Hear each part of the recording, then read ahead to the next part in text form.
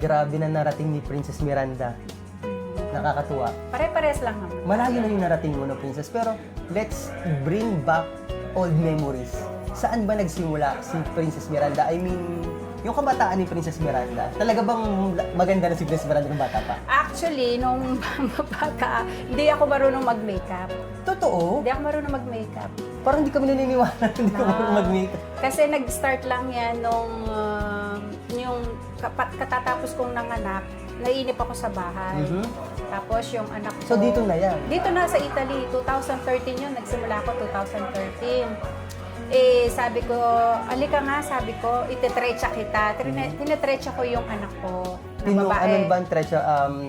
Braided. Binibraid Binibraid ko siya. Hairstyle, gano'n. Nagsimula ako sa hairstyle. Wala lang, para lang may ma-post ako sa Facebook. Wala talaga.